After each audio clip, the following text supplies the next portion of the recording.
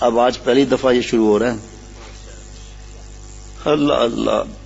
آپ صلی اللہ علیہ وسلم نے ارشاد فرمایا کہ ایسی عورت سے نکاح کرو جو محبت کرنے والی ہو اور زیادہ بچے جننے والی ہو، کیونکہ میں تمہاری زیادتی سے دوسرے امتوں پر فخر کروں گا کہ میری امت اتنی زیادہ ہے. ابھی اس سفر میں بھی یہی ہوا کہ ہم نے عہد کیا ہوا ہے اولاد نہیں کرنا ہے، خوب میاں بیوی نے کمانا ہے، اولاد نہیں کرنا ہے. دیکھو عہد کیا ہوا ہے، کانٹریکٹ کیا ہوا ہے، اللہ معاف فرمائے. کیا عرض کریں، اللہ تعالیٰ مجھے اور سب کو اپنا خاص تعلق نصیب فرمائے. فائدے میں اولاد کو ہونا بھی کتنا بڑا فائدہ ہے. زندگی میں بھی وہ سب سے بڑھ کر اپنے خدمت گزار، فرما بردار اور خیر خواہ ہوتے ہیں، اور مرنے کے بعد اس کے لیے دعا اور ایصال ثواب بھی کرتے ہیں. اور آگے نسل چلی تو اس کے دینی راستے پر چلنے والے مدتوں تک رہتے ہیں، اور مرنے کے بعد بھی اس کو برابر ثواب ملتا رہتا ہے. اس طرح جو بچے بچپن میں مر گئے وہ اس کو بخشوائیں گے، اور جو بالغ ہو کر نیک ہوئے وہ اپنے والدین کے لیے سفارش کریں گے. اور سب سے بڑی بات یہ ہے کہ مسلمانوں کی تعداد بڑھتی ہے، جس سے دنیا میں بھی قوت بڑھتی ہے، اور قیامت کے دن ہمارے پیغمبر صلی اللہ علیہ وسلم خوش ہوں گے. آگے سننا بھائی، ہم اللہ تعالیٰ اپنی رحمت سے کیا عرض کروں بھائی، مزہ آ رہا ہے. اب یہ چلے گا، میں دیکھ رہا ہوں صفحے پر صفحے ہیں. فرمایا تعالیٰ نے اولاد کی محبت والدین کے دل میں پیدا کی ہے، اور یہ ایسی محبت ہے کہ جو مقدس ذات محض حق تعالیٰ ہی کی محبت کے لیے مخصوص ہیں، وہ بھی اس سے محبت سے خالی نہیں. چنانچہ سیدنا حضرت حضور صلی اللہ علیہ وسلم کو بھی حضرات حسنین رضوان اللہ تعالیٰ علیہ مجمعین سے ایسی محبت تھی کہ ایک بار آپ خطبہ پڑھ رہے تھے کہ اتنے میں حضرات حسنین رضوان اللہ تعالیٰ علیہ مجمعین بچے سے لڑکھڑاتے ہوئے مسجد میں آ گئے. حضور صلی اللہ علیہ وسلم سے ان کا لڑکھڑانا دیکھ کر رہا نہیں گیا. آپ نے درمیان، یہ صرف آپ صلی اللہ علیہ وسلم کے لیے، ہم نقل نہیں کریں گے کہ سنت میں عمل کر لیں. آپ صلی اللہ علیہ وسلم درمیان میں خطبے ہی میں ممبر سے اتر کر ان کو گود میں اٹھا لیا، پھر خطبہ جاری رکھا. آج اگر کوئی شیخ ایسا کرے تو جوہلا اس کی حرکت کو خلاف وقار کہتے ہیں، مگر وہ زبان سنبھالیں، کیسا وقار لیے پھرتے ہو. آج کل لوگوں نے تکبر کا نام وقار اور خودداری رکھا ہوا ہے. اور وفات کے واقعات میں یہ ہوا کہ حضور صلی اللہ علیہ وسلم نے اپنے صاحبزادے حضرت ابراہیم رضی اللہ عنہ کے وصال کے وقت رنج و غم کا اظہار کیا. آپ کی آنکھوں سے آنسو بھی جاری تھے، اور زبان سے یہ بھی فرمایا کہ اے ابراہیم، ہم کو تمہاری جدائی کا واقعی صدمہ ہے، لیکن اپنے رب سے راضی ہیں. الغرض اولاد کی محبت سے ذوات قدسیہ مقدس ہستیاں بھی خالی نہیں. یہ تو حق تعالیٰ کی حکمت ہے، ہمارے اندر اولاد کی محبت پیدا فرما دی. اگر یہ جذبہ داعی نہ ہوتا تو ہم ان کے حقوق ادا نہیں کر سکتے تھے. ایک سے ایک بڑھ کے جناب اپنے وقت کے حساب سے ہوگا، ظاہری بات ہے پورا نہیں ہوگا. عجیب بات سنیے، لوگوں کو بڑا ایسا معاملہ ہے کہ بس کیا عرض کریں. لوگوں کو اولاد کی تمنا اس لیے ہوتی ہے کہ نام باقی رہے گا، خاندان اور سلسلہ چلے گا. تو جی نام کی حقیقت سن لیجئے. ایک مجمع میں جا کر ذرا لوگوں سے پوچھئے تو بہت سے لوگوں کو پردادا کا نام معلوم نہ ہوگا. اگر آپ کو معلوم ہے تو نگر دادا کا نام بتا دیں، وہ بھی معلوم ہے، چکر دادا کا نام بتا دیں، ٹھکر دادا کا نام بتا دیں، ہے جی جناب. تو دوسروں کو خاک معلوم ہوگا تو بتلائیے اولاد والوں کا بھی نام کہاں رہا. صاحب وہ نام تو خدا کی فرما برداری ہی سے چلتا ہے. کس پیارے انداز سے صاحب وہ، کیا جملہ ہے، صاحب وہ نام تو خدا کی فرما برداری سے چلتا ہے. خدا کی فرما برداری کرو، اس سے نام چلے گا. اولاد سے نام نہیں چلا کرتا، بلکہ اولاد نالائق ہوئی تو الٹی بدنامی ہوتی ہے، اور نام چلا بھی تو نام چلنا ہی کیا چیز ہے جس کی تمنا کی جائے. یوں کسی کو طبعی طور پر اولاد کی بھی تمنا ہو تو اس میں کوئی برا نہیں کہتا، کیونکہ اولاد کی محبت انسان میں طبعی فطری ہے. چنانچہ بعض لوگ جنت میں بھی اولاد کی تمنا کریں گے، حالانکہ وہاں نام کا چلنا بھی مقصود نہ ہوگا، کیونکہ جنت کے رہنے والے کبھی ختم نہ ہوں گے، بلکہ وہاں اس تمنا کا منشا یہ ہوگا کہ محض طبعی تقاضا ہوگا. تو میں اس میں منع نہیں کرتا کہ اولاد مت مانگو. مقصد صرف یہ ہے کہ اس طبعی تقاضے کی وجہ سے عورت کی خطا نکالنا کہ تیری اولاد نہیں ہوتی یا لڑکیاں ہی لڑکیاں ہوتی ہے، بڑی غلطی ہے. آگے دیکھیں کیا لکھا ہے. مار داڑ ہوتی ہے، جادو کرا دیا. صبح میں کیا عرض کروں، دل چاہتا ہے رات کو بیٹھ ہی جائیں. اس پر پتہ نہیں کتنے کتنے جھگڑے ہوتے ہیں، جادو والوں کو اور کام ہی نہیں ہے کوئی بھی. اور اس قسم کی غیر اختیاری باتوں پر ان سے خفا ہونا، ان پر زیادتی کرنا ناجائز اور حرام ہے. اس میں ان بیچاریوں کی کیا خطا ہے؟ جو ہوتا ہے اللہ کی طرف سے ہوتا ہے. ان کی کیا خطا ہے؟ دھمکی، طلاق کی، دوسری شادی کی دھمکی، کیا انسانیت ہے یہ؟ اس کے ہاتھ میں تو کچھ بھی نہیں ہے. تو قرآن پاک میں اللہ فرما رہے ہیں جس کو چاہتا ہوں بیٹیاں دیتا ہوں، جس کو چاہتا ہوں بیٹے دیتا ہوں، جس کو چاہتا ہوں دونوں دیتا ہوں، جس کو چاہتا ہوں نہیں دیتا ہوں. پہلے کیا فرمایا اللہ نے؟ ہاں جی، بیٹیاں فرمایا. پھر اس پر ابھی اس وقت موقع نہیں، یہ رہ جائے گی پھر بعد میں. ایک تجربے کی بات بتلاتا ہوں. اگر بچہ پیدا ہونے سے پہلے والدین اپنی حالت کو درست کر لیں تو بچہ نیک ہی پیدا ہوگا، نیک ہی پیدا ہوگا. بچے کی پیدائش سے پہلے جو افعال اور احوال والدین پر گزرتے ہیں اس کا بھی اثر اس میں آتا ہے. چنانچہ ایک بزرگ کا بچہ بڑا شریر تھا. کسی نے ان سے، اس کا عنوان ہے حالت حمل میں بچے پر اس کے ماں باپ کا اثر پڑتا ہے. یہ میں نے پڑھا ہی نہیں تھا. ایک بزرگ کا بچہ بڑا شریر تھا. کسی نے ان سے کہا کہ یہ بڑے تعجب کی بات ہے کہ آپ تو ایسے بزرگ اور آپ کا بچہ ایسا شریر. فرمایا کہ ایک دن میں نے ایک امیر غیر محتاط مالدار کے گھر کھانا کھا لیا تھا. اس سے نفس میں ہیجان پیدا ہوا. اس وقت میں اس کی ماں کے پاس گیا اور حمل قرار پا گیا. تو یہ بچہ اس مشتبہ غذا کا اثر ہے. اس سے معلوم ہوا کہ حمل قرار پانے کے وقت والدین کی جو حالت ہوتی ہے اچھی یا بری، اس کا بھی اثر بچے میں آتا ہے. یہاں لکھا ہے نہیں لکھا ہے. ایک میاں بیوی نے، ہاں ہے ماشاءاللہ. بعض کتابوں میں ایک حکایت لکھی ہے کہ دو میاں بیوی نے آپس میں مشورہ کیا کہ آؤ ہم دونوں سب گناہوں سے توبہ کر لیں اور آئندہ کوئی گناہ نہ کریں تاکہ بچہ نیک پیدا ہو. چنانچہ اس کا اہتمام کیا گیا. اسی حالت میں حمل قرار پایا اور بچہ پیدا ہوا تو وہ بہت صالح اور نیک پیدا ہوا اور مشہوری بھی ہو گئی. ایک روز بچے نے کسی دکان پر ایک بیر چرایا اور کھا لیا. مرد نے بیوی سے کہا سچ بتلا یہ اثر کہاں سے آیا؟ اس نے بیان کیا کہ پڑوس کے گھر میں جو بیری کا درخت کھڑا ہے اس کی ایک شاخ ہمارے گھر میں ہے. اس میں ایک بیر لگا تھا، میں نے بغیر اجازت کے وہ توڑ کر کھا لیا. مرد نے کہا کہ بس اس کا اثر آج ظاہر ہوا. بس اولاد نیک ہونے کے لیے پہلا درجہ تو یہ ہے کہ والدین خود نیک بنے. اچھا بعض کیسے کیسے معاملات ہیں، فوراً دل میں وسوسہ آئے گا کہ حضرت نوح علیہ السلام کی اولاد، تو یہ اسی پر ہم عمل کریں گے. لیکن کچھ اللہ کی حکمتیں ہوتی ہیں. تو ایسا نہیں خدا نہ خواستہ لڑائی جھگڑا آدمی کر دے کہ ایسے نیک ولیوں کے سردار کی بات میں بتاؤں کہ ان کے بتاؤں گا نہیں، سب جانتے ہیں، بچہ بھی جانتا ہے. اور ان کے جتنی بھی اولاد تھی کسی کی داڑھی نہیں تھی اور وہ بزرگ پورے دنیا میں مشہور. تو کسی نے کہا اپنے بچوں کو داڑھی کا نہیں کہتے، اتنے بڑے ہو گئے. فرمایا کہ بابا کی داڑھی بتلا رہی ہے کہ یہ ضروری ہے. پھر بیان نہیں سنتے یہ لوگ.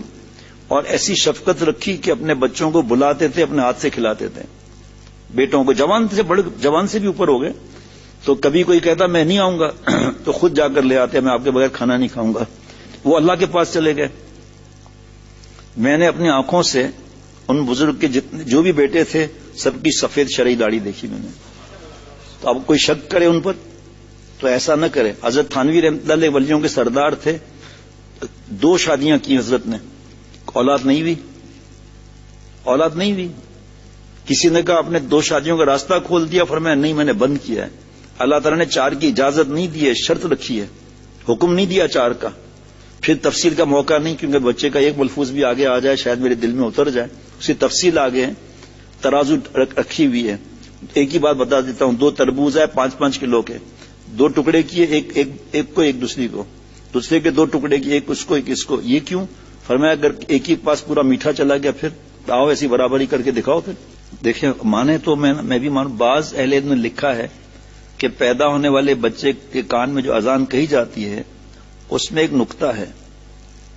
اس میں اس بات کی طرف اشارہ ہے کہ اسی کو سنا رہے ہیں کہ اذان تکبیر ہو گئی، اب جنازے کی نماز کے منتظر رہو. ہاں جی. اور یہ بھی حکمت ہے کہ اذان اور تکبیر میں اللہ کا نام ہے تو شروع ہی سے اس کے کان میں اللہ کا نام اس لیے لیا جاتا ہے تاکہ ایمان کی استعداد قوی ہو جائے اور شیطان اس سے دور ہو جائے. اور دونوں حکمتوں میں گویا اشارہ ہے اس طرف کہ دنیا میں غافل ہو کر نہ رہنا. جناب ایک جگہ ایک عورت اپنا بچہ چھوڑ کر کہیں کام کو چلی گئی. پیچھے ایک بلی نے آ کر بچے کو اس قدر نوچا کہ اسی میں جان چلی گئی. اس سے 2 باتیں معلوم ہوئی. ایک تو یہ کہ بچے کو کبھی تنہا نہ چھوڑنا چاہیے. دوسرا یہ کہ بلی کتے جانوروں کا کچھ اعتبار نہیں. بعض عورتیں بیوقوفی کرتی ہیں کہ بلیوں کے ساتھ سلاتی ہیں، بھلا اس کا کیا اعتبار؟ اگر کسی وقت کہیں دھوکے میں پنجہ دانت مار دے، نرغرا پکڑ لے تو کیا کر لو گی؟ عجیب عجیب باتیں ہیں. فرمایا زچہ کے غسل میں تاخیر اور نماز میں کوتاہی. 1.25 مہینے تک نومولود بچے کی ماں کو ہرگز نماز کی توفیق نہیں ہوتی. بڑی بڑی نماز کی پابندی کرنے والی بھی بے پرواہی کر جاتی ہیں. حالانکہ شریعت کا حکم یہ کہ جب نفاس کا خون بند ہو جائے تو فوراً غسل کریں. اگر غسل نقصان کرے، کوئی نیک ڈاکٹر نہیں بتائے، تو تیمم کر کے نماز پڑھنا شروع کر دیں. بغیر عذر کے ایک وقت کی بھی فرض نماز چھوڑنا سخت گناہ ہے. حدیث میں ہے کہ ایسا شخص دوزخ میں فرعون، حامان اور قارون کے ساتھ ہوگا. جناب قرآن پاک کا تو معاملہ ایسا، وہ جو کئی ملفوظات قرآن پاک کے بارے میں سفر میں دیکھا. ارشاد فرمایا کہ اہل عرب اپنے اولاد کا عقیقہ کیا کرتے تھے. عقیقے میں بہت سی مصلحتیں تھیں، اس لیے آپ صلی اللہ علیہ وسلم نے اس کو برقرار رکھا، خود بھی اس پر عمل کیا اور دوسروں کو بھی اس کی ترغیب دی. نمبر 1، عقیقے کی مصلحتوں میں سے ایک مصلحت یہ ہے کہ اولاد کے نسب کی اشاعت ہوتی ہے. نمبر 2، اس میں سخاوت کے معنی پائے جاتے ہیں. نمبر 3، نصرانیوں میں جب، یعنی عیسائی، لیکن عیسائی نہیں بولنا چاہیے، نصرانیوں میں جب کسی کے بچے پیدا ہوتا تھا تو زرد پانی سے رنگا کرتے تھے کہ اس کی وجہ سے بچہ عیسائی ہو جاتا ہے. بس مناسب معلوم ہوا کہ ملت حنیفیہ یعنی دین محمدی صلی اللہ علیہ وسلم میں ان کے اس فعل کے مقابلے میں کوئی ایسا فعل پایا جائے جس سے اس بچے کا حنفی اور ملت ابراہیم کا تابع ہونا معلوم ہوتا ہے. بس آج کی مجلس کا آخری ملفوظ ہے. عقیقے کے لیے 7ویں روز کی تخصیص اس لیے ہے کہ ولادت اور عقیقے میں کچھ فاصلہ ہونا ضروری ہے، کیونکہ پورا خاندان زچہ بچہ کی خبر گیری میں مصروف ہوتا ہے. بس ایسے وقت میں مناسب نہیں کہ ان کو عقیقے کا حکم دے کر ان کا کام اور زیادہ کر دیا جائے. نیز بہت سے لوگوں کو اسی وقت بکرے دستیاب نہیں ہو سکتے، بلکہ تلاش کرنے کی حاجت ہوتی ہے. اگر پہلی روز عقیقہ سنت کے مطابق کیا جائے تو لوگوں کو پریشانی ہو، لہذا 7 روز کا فاصلہ ایک کافی مدت ہے. اور 7ویں روز نام رکھنے کی وجہ یہ ہے کہ اس سے پہلے بچے کا نام رکھنے کی کیا ضرورت ہے، بلکہ نام رکھنے میں کچھ مہلت چاہیے تاکہ خوب غور و فکر کرنے کے بعد اچھا نام رکھا جائے. ایسا نہ ہو عجلت کی وجہ سے کوئی خراب نام مقرر کر دیں، جو آج کل عادت ہے. ٹونی، ہوش ہوش، ایسے ایسے نام رکھتے ہیں. اور ابھی کس نے بتایا تھا، وہ میں یاد نہیں آ رہا، قرآن پاک سے میں نے نام لیا وہ، اور اسی دن میں نے ملفوظ پڑھا تھا حضرت تھانوی رحمۃ اللہ علیہ کا کہ اللہ نے وہی قرآن پاک کے ملفوظہ پڑھا تھا کہ اللہ نے قرآن پاک کو نام نکالنے کے لیے نہیں دیا، پڑھنے کے لیے، عمل کرنے کے لیے دیا ہے. پتہ نہیں کہ عجیب، اس کا مطلب بھی مجھے اس وقت یاد نہ ہے. میں نے کہا بھائی یہ نام قرآن پاک میں مانتا ہوں ہے، اچھا نام رکھنا چاہیے، نام کا بھی اثر ہوتا ہے. ایسے عجیب عجیب نام رکھتے ہیں کہ اس میں ایک ایسا نام بھی ہے، ایسے نام بھی بہت ہیں جن کا مطلب صحیح اور واضح ہے، لیکن سامنے والا اس کو ادا ہی نہیں کر سکتا، وہ پریشان ہو جاتے ہیں. کبھی زیر لگا رہے ہیں، کبھی پیش لگا رہے ہیں، کبھی زبر لگا رہے ہیں. اس لیے ایسا نام نہیں رکھنا چاہیے. پھر بعد میں اس کا نام بگاڑ کر پھر بچے کو بلاتے ہیں تو بچہ بیچارہ پریشان ہو جاتا ہے.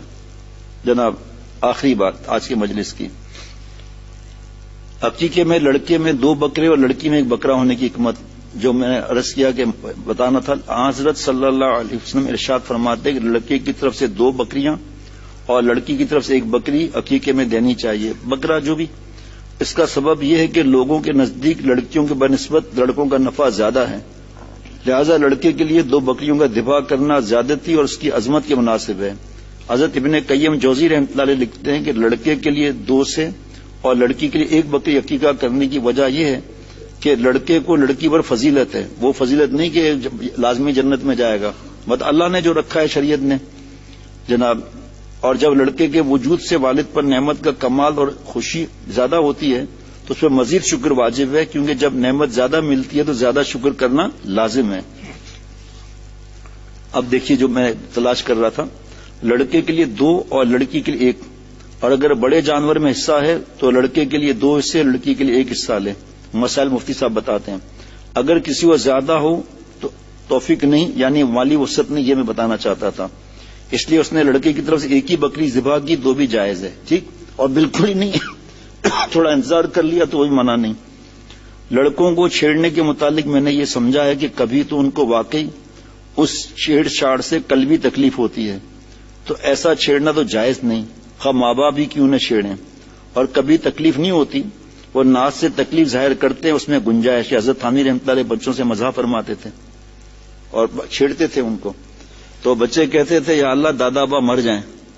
حضرت کی اولاد نہیں تھی لیکن پڑوس کی وجہ سے تو حضرت ہنستے تھے اور بچوں کو چھیڑتے تھے۔ اچھا، ان کی چھیڑنا الگ تھا، ہمارا کیا ہے کہ بچے کو گود میں لے کے اچھال کے دوسری طرف دے دیا، انہوں نے کیچ کر لیا۔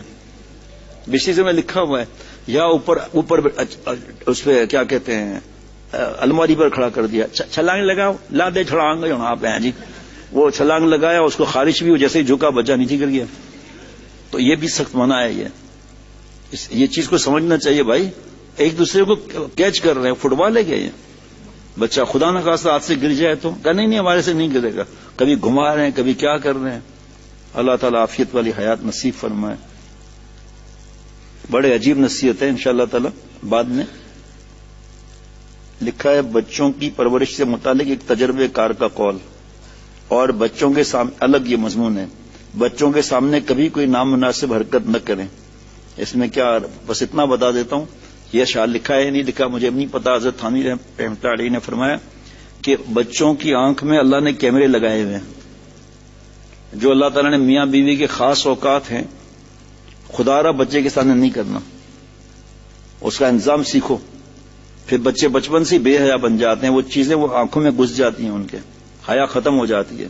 ربنا تقبل منا انک انت السمیع العلیم، سبحان ربک رب العزت عما یصفون وسلام علی المرسلین والحمد للہ رب العالمین، صلی اللہ علی النبی الأمی وعلی آلہ وصحبہ وبارک وسلم برحمتک یا ارحم الراحمین۔